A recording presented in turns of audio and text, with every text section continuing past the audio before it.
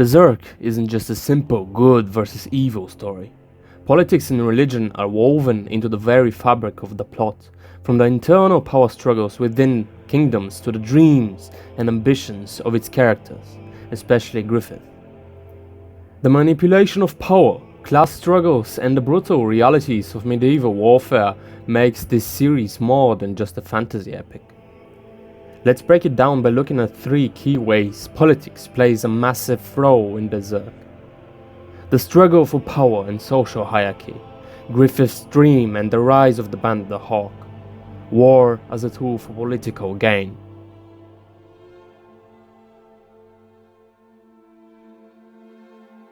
The political world of Berserk reflects a harsh medieval system where social status and power determine everything. In Midland, a kingdom often at war, we see how nobles and royals maintain their grip on power through manipulation, wealth and military strength. The lower classes are often at the mercy of these power plays, with little say in their fate.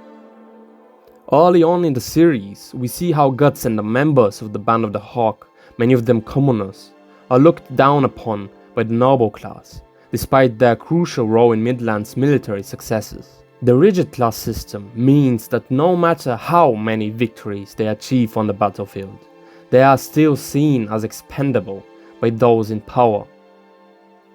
Griffith himself is acutely aware of this. Born as a commoner, he knows that to achieve his dream of ruling a kingdom, he needs more than just skill and charisma. He needs to navigate the treacherous world of court politics, where betrayal and backstabbing are just as common as battle on the front lines. Take Count Julius, for example, the younger brother of the king of Midland, and the legitimate heir to the throne.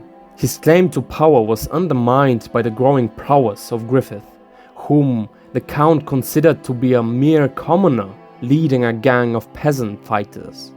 At some point in the past, Julius became the leader of Midland's renowned White Dragon Knights, yet was captured in a battle against Judah, where the king had to pay a ransom to release his brother. That was probably one of the reasons why he was later replaced by Griffith's Band of the Hawk. Weakness, incompetence, powerlessness. The brash and arrogant nature of Julius didn't allow him at all to accept such developments, especially when it comes to people like Griffith, whom the Count deems to have no place in the court of nobles. So he plotted and schemed and tried to assassinate his rival.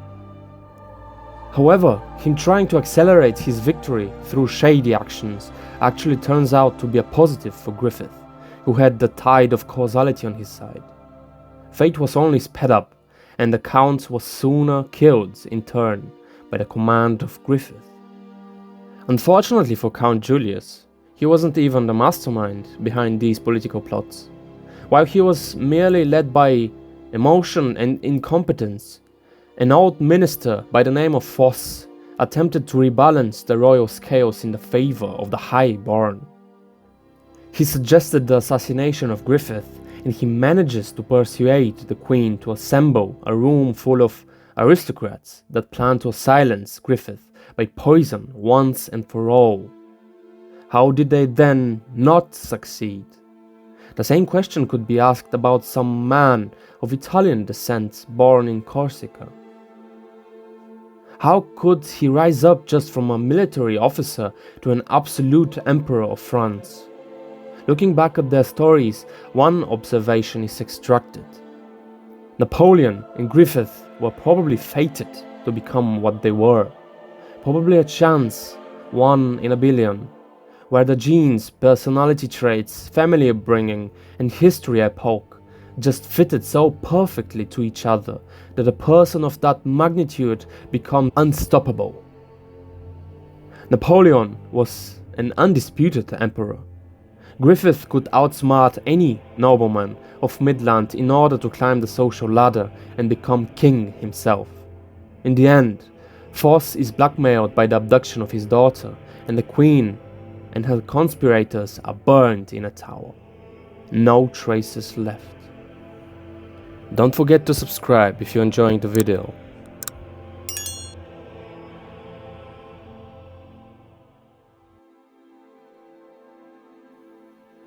There was a boy of no notable background. Parents are unknown and irrelevant. What matters is a Marxist view of the world. The divide between those that lived on the pavement and those that breathed the lavish air in the gardens of the highest castles. Maybe even I want a piece of luxury, thought the boy on the ground. And maybe he would be granted just that. But not until blood was spilled, sex was misused, comrades were sacrificed, and nobles were assassinated. One day, not far from now, is when the boy would get his wish colored in red. If we look back in a story like this, one would think that the simple thought of more was not detrimental, though every step and every little knot of obsession that was tightened promised only the highest of rewards and the ugliest of penalties. In retrospect, we would all tell Griffith to stop and appreciate what he has already got. In the moment, we would all encourage him to continue on towards his dream. Griffith's ambition to rise from a common mercenary to a king is at the heart of Berserk. His dream isn't just personal, it's deeply political. He understands that to gain true power, he needs the favor of the nobility, which is why he aligns the Band of the Hawk with Midland's royal court. Griffith's meteoric rise to power through his military victories earns him the admiration of the king and the envy of the nobles. But the politics of the court isn't a game that's easily won. His charm and brilliance allow him to gain favor, but also puts him at odds with those who feel threatened by a mere commoner gaining so much influence. In Berserk, political ambition is always precarious. And Griffith's eventual downfall is partly because he underestimated just how dangerous the political game really is. His tragic mistake with Princess Charlotte leads to his imprisonment, marking the beginning of his fall from grace. The politics of court, jealousy, status, and ambition are just as much enemies to Griffith as any sword or monster. The prophecy always states to stay away from power because it corrupts. Not even Napoleon could sustain the summit of his power, and was eventually defeated and banished on a faraway island off the coast of West Africa. Look at Caesar, who caused grievances that led to his murder, or Louis XVI, who reigned comfortably until he was overthrown by democracy and was guillotined. Maybe it is true that those people had the incredible destiny to become what they were, but when does the human desire detach from want for power? Evidently, the fire has to burn out the match so that no more fire could be conjured. The purpose of the match is to be inflamed. The purpose of the fire is to burn and feed on what it touches. Too sad that living beings have only one chance at tasting the fire. And maybe that is more alluring and fulfilling than just staring from the sidelines. Burn to hell, or don't burn at all.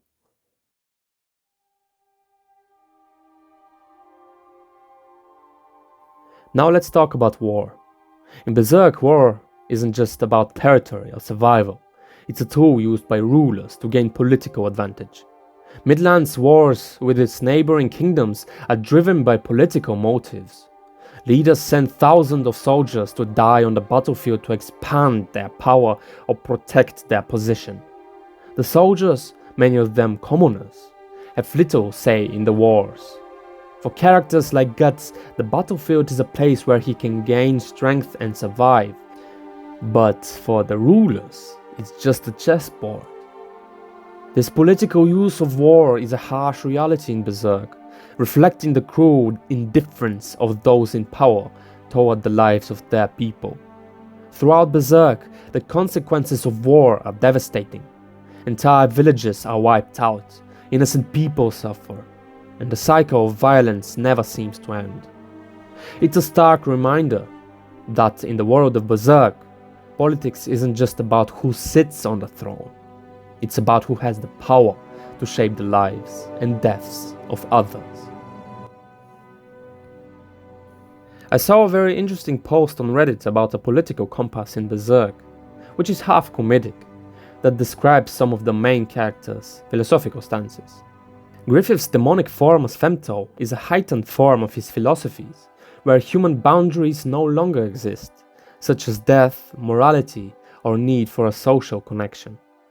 The image describes Femto as accelerationist and a fascist dictator.